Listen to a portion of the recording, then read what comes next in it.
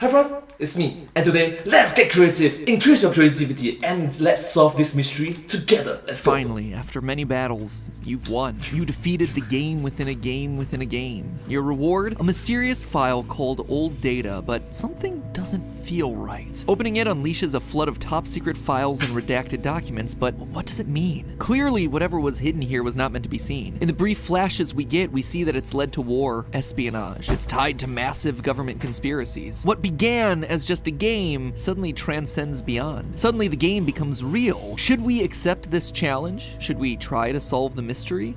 Yes, no. Probably not, but curiosity gets the better of us. And the clues are there. Inscryption, this game within a game, has one more challenge in store for us. So let me explain to you all the game that you didn't know was there. The game that goes Inception level, a dream in a dream in a dream, a game in a game in a game. beyond mere digital cards and cabins. Today we reveal the deepest secret hidden in Inscryption. That way, when they come for me, others will know the truth. Game Theory. Hello Internet, welcome to Game Theory. Hello Internet, welcome to Game Theory. Hello. Press any button to theorize. The show that feels like a Yu-Gi-Oh fan stuck inside of a creepypasta, cause today we're continuing down the rabbit hole that is Inscryption. We're going deep down in the rabbit hole. Down, down, down again. The roguelike card game that begins as Funny Animal Goes Brrr and ends with homicidal game devs on your doorstep. I suppose you could say that this game is more than meets the eye. Get it? Cause you have to shove a knife into your own eye in order to win. If you don't get that, well, chances are you haven't watched our previous theory, so to kick things off today, you should probably make a blood sacrifice over on the subscribe button so you don't miss anything in the future, and then go and watch our previous video recapping the main story of the game. Alright, I'm sorry, sorry. Thank you so much for subscribe. Thank you so much for support. That is linked right, yeah. To briefly summarize what you need to know, Inscryption begins like a typical card game, but slowly reveals itself to be a video captured by aspiring YouTuber Luke Carter. While opening a pack of retro cards, he discovers coordinates that lead him to a game disc buried out in the woods, Inscryption, left there by one of the game's creators, Casey Hobbs, a woman who is now dead from a tragic fire. Luke's videos start to uncover conspiracy around something hidden on the disc, a mysterious file titled Old Data. By looking closely at details from the game, we learn that Inscryption was made to seal away the old data because unleashing it would be too dangerous for the world. And it does appear to have powerful abilities. One piece of the old data, something called the Carnoffel Code, is able to grant sentience to the game's main characters, the scribes. But how? What exactly is this ancient power and where does it come from? Luke starts to get close to the answers, but his ARG is unfortunately cut short by the game's developer, GameTheorists, who neither liked nor commented, but instead subscribed Luke to a date with the business end of a gun. And that's it. That's the game in a nutshell. Every story beat followed and deciphered, with more cliffhanger questions left for Daniel Mullins' next game to explore. Yes, it's a lot of question mark. A lot of question mark. I suppose. But what if I told you that wasn't the end of the game? That What? in this 3-act game, there's actually an Act 4? What if I told you that his next game was right in front of us all along? That's right. The entire game of Inscryption is itself a cover for a much bigger game that Daniel Mullins has crafted for us. One that leads, no joke, to a real disc hidden out in the woods for us gamers to dig up. Or it's something like, I'm gonna do this. Transformers Robots in Disguise. But with the game, so it's Inscryptions Gaming in Disguise. Sorry. So grab your shovels, friends, it's time to dig, both literally and figuratively, into the real game that's hidden inside of Inscryption. Let's go!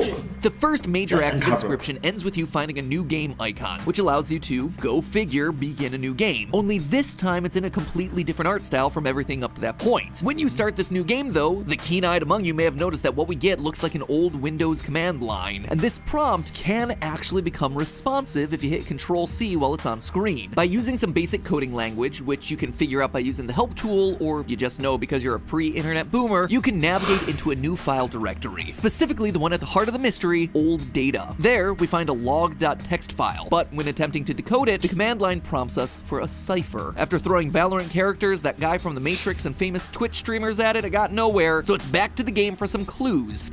You can try Ninja, you can try Pokemon, you can try Ludwig, you can try I'm sorry. Specifically back to the guy who's been doing a lot of the legwork for us, Luke Carter. Last time when we talked about Luke's story, we were mainly focused on the videos that moved the plot forward, but there are a few others that have been broken or corrupted. These error videos are a bit of a mess, but you know that they have to be here for some reason, right? And indeed they are. If you freeze frame that, zoom in and enhance, it looks like Luke was onto something by covering everything with post-it notes. Kinda reminds me of my office every time a new FNAF game comes out. But here we see a close-up of one of the New FNAF games! FNAF reference! notes, which says, my college Five Nights at Freddy's. just 12, perhaps, blood letter box. Could this possibly be the cipher that we need? Going back to the command prompt, we try it and, that is a big old no. However, it is a clue that'll help us find the ciphers that we need. So we start with the first section, Mycologist 12. The Mycologist is actually one of the bosses from the main game. During that fight, we encounter a card that has this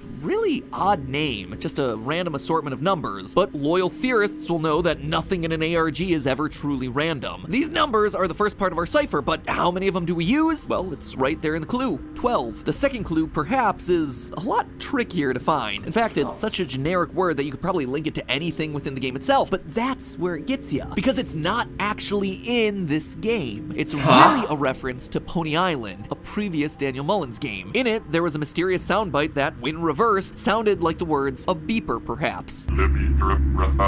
Can that one word really be the thing that's connecting these two games? Yep, it is. Wow! How much research have wow! Oh, wow, you guys are creative, man. If you watch the credits of Inscryption closely, already a monumental task, the game credits someone for the design of Beeper. Now, to be fair, I don't know much about game development, but I don't think Beeper is a real job there. That someone is named Louis Nathis, which is weirdly similar to the name of a character from another Daniel Mullins title, Hex, Lou Natus, a man who, if you play that game, is revealed to be the CEO of Game Funa, the same company that killed off Luke in Inscryption. Yep, it appears that we are fully immersed in the Daniel Mullins connected universe. If we look at the credit for Louis Nathis, we see what appears to be an asset link, but that URL doesn't lead to anywhere. It does, however, provide us with the next part of our cipher. After the word beeper, where perhaps would be in the phrase, we find 8339344 ? That's solution number 2. Now for the third and final clue, blood letter box. And here, things hit a bit of a roadblock. You see, in the weeks after the game's release, the Daniel Mullins Games Discord was leading the charge and ripping through all these secrets, with Jack0_07272 consolidating it all down into a single running document. At this point, even dedicated members of the community weren't really able to follow the clue. Instead, they had to brute force their way to find a solution. The best train of thought that I could muster up for this one is that in Act 1, there's the Bone Lord pedestal, and it requires a blood sacrifice. So we then have to interact with the Bone Lord in Act 2 and Act 3 as well. Anyway, during that Act 3 encounter, a hint becomes visible if and only if you set your screen to a letterbox format. Bone Lord 666, or at least I think that's what it's supposed to say in leet speak. I'm not the most proficient hacksaw. Anyway, that provides us our third and final code for the cipher. So going back to the command prompt, we tried to decode old data. We're asked for a cipher, we put in our 3 pieces of code and nothing. Well, almost nothing. We get part of a chat log from a person, C, who appears to be talking about a smuggled disc, but that's about it. Clearly there are parts of this conversation missing, and as we can plainly see, there are parts of the chat that are glitched or encoded in some way. So it looks like we're back to the solving board, friends. The first, SE167BP True, requires us to know some basic game design principles, so a huge shout out to the Daniel Mullins subreddit for this one. Basically, SE in gaming code typically stands for story events. It's how the game keeps track of progress within the save file. The more you know, I guess. So maybe SE stands for story events. Alright, I'm taking a break from this video because it's taking way too long into a deep rabbit hole. Wow. And fun fact, save files can be manipulated without playing, so by opening that file up in a text editor like Notepad, we can add 167 to our story events chain. The BP is definitely the more obscure one here. This one is shorthand for another variable within the save file, Bone Lord Puzzle Active. Basically a variable that keeps track of whether this skull's eyes in the cabin are glowing or not. Our hint ends with BP true, so let's set Bone Lord Puzzle Active to true. Now we load the game and immediately get a glitchy screen where the Bone Lord skull pops up, and for a brief second, we see the on-screen text, "I am learned too much," before the game crashes. 23K2 Floor is simultaneously really easy and also really complicated. Instead of having to alter game files, this one actually just has us going back to Luke's videos. In the video labeled October 16th, we see that Luke has 4 post-it notes under his monitor. Pig, 3K, pig, which kinda matches that 23K2 hints. And looking at what's actually being displayed on Luke's monitor during this moment, we see that he's on the real-life Wikipedia page for the card game Karnoffel, a German game. So how do these things connect? Well, you know how people sometimes refer to the number 2 as a deuce in the context of like a dice or card game? Well, that's actually a German thing, where the 2 card is often depicted as having a hog or sow on it. That's why Luke's post-its replace the 2s with pig faces. And wouldn't you know, Oh, 23K2. know it, but Deuce, or Daus in German, is also the name of a rare creature card in Inscryption, a pig with a bell. So if the pig is a card reference, could the other ones be as well? Oh, that's very true. Coincidence? Very, very sus. What about the 3 and the K? Well, 3 would probably be Mantis God. It's the only card that we find in Act 1 with that triple strike ability. And K, well, this is a card game, so could it be possibly referring to a king? Say the Rat King, maybe. By creating a deck with these cards and playing them all in this order during a card game against Leshy, suddenly the card names change, each to a different letter, S-T-O-P. Stop. Oh, Leshy, we've come this far. You know that telling a theorist to stop is like telling a train to stop. You can try, but it's just gonna mow you down on its way to the answers. But that's just the 23K2 stuff. Still leaves us with the second half of the code, floor. Since the first part of it was found in the game, it would make sense that it's referring to something else in the game, like the various floor textures that are found throughout. So we just need to head on over to Leshy's cabin, look down, and yeah, you can't do that. In the game, there is no looking up or down. Fortunately, YouTuber Flemonade figured this out and did an entire video where he opened up the game's asset files to find hidden numbers in various floor assets. By assembling all of them together, we get 27341. Well, thank you so much for your effort. Which is now added to our new cipher. Now on to the third and final clue, which is the second time that I've said that in this video. Maybe this time it'll be true? Anyway, archive new game. We know that there's a boss character in the game called the Archivist, so maybe he's the one who's gonna help us solve it. As soon as our encounter with him begins, we hear a bunch of beeps and boops. Yep, that is definitely one that we're more than familiar with doing Morse code! on our own. That's Morse code. Yes! I knew it! Yes! Correct!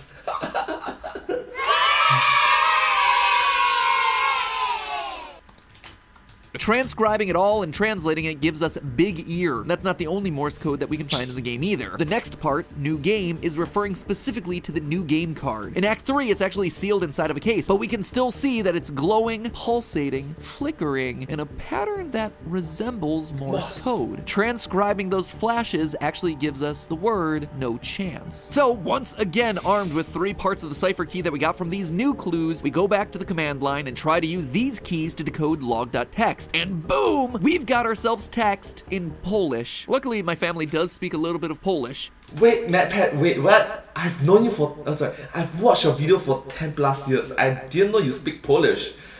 That's incredible. Thank you so much for being so supportive of learning different languages. Thank you, MatPat. And it is useless in this context. Yeah, my mom taught me the phrase for if the old lady isn't peeing, she's pooping when I was a kid. Yep, that is the extent of my family's knowledge of Polish, so time to hit the forums, friends. Alright, so I'm gonna guess it's like room for improvements, right? You can always improve. Yes!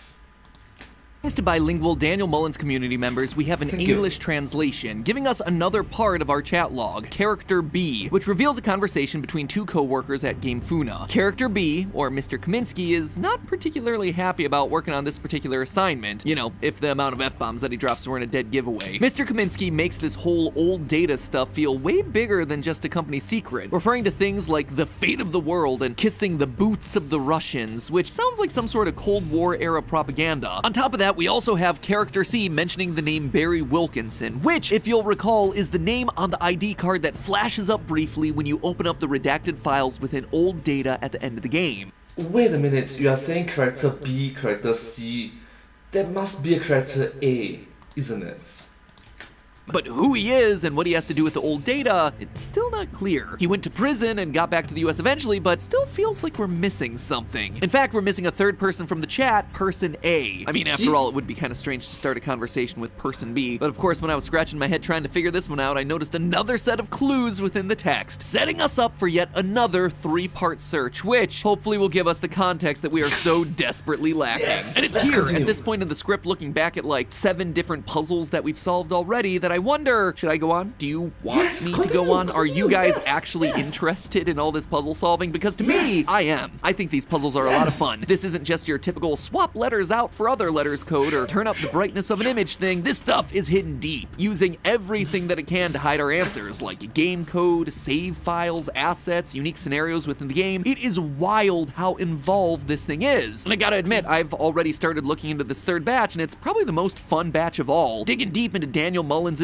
other video games to find codes that have been hiding in wait for years. But for the sake of time, and honestly for the sake of the editors to get this video out, I need to stop it here. So, I gotta hear from you guys. Are you interested in Please, thank you. hearing more? Do you like this level of Yes. detail? Should we keep going this in depth with each of these clues, or should I just cut to the chase and give you the answers? Let me know. I don't want to give you an episode that you're not going to be interested in, and honestly, it saves me a lot of work if I don't have to write it all out, but Well, MadPats, as a fan of your work, I think that it's very important to narrate a proper story for us to watch. And once again, I'm thankful for your hard work. Thank you so much. And also to the team behind the Theories community. You guys are the best. Thank you. at the same time, I find it interesting. I hope you find it interesting, so let me know down in the comments below. And also, while you're down there, why don't you subscribe? That way you don't miss how this whole story ends when it comes out, whatever form that episode ends up looking like. But anyway, as always, remember, don't open up your door to any mysterious game designers, and also, it's all just a theory. A game theory! Thanks for watching. Well, thank you so much for watching this video together with me. I hope that you find this video very... It's just puzzling. Get it? Quite interesting and puzzling as well, right? Very unique and special. And I'm sincerely thankful that you spent time watching this video together with me. I hope that you find this video... Yeah, you just like this video. Yeah, if you do like this video, please remember to like, share, and subscribe to my channel. Comment down below if you think share about. Don't forget to follow my channel. Once again, it's like, share, and subscribe to my channel, and comment down below if you have anything to share with us. Don't forget to follow my channel, and sincerely appreciate all of the support and encouragement for my work. Thank you all so much. You are the best, and I hope to see you all in my next video. I'm very grateful and thankful for all your positive, wholesome, just nice comments. Thank you all so much. But hey, that's just a theory. A film! I'm sorry, that's game theory. One more time. But hey, that's just a theory. A game theory. Wait, it's not a cut. Thanks for watching. Once more. Third time. But hey, that's just a theory. A game theory. Thanks for watching.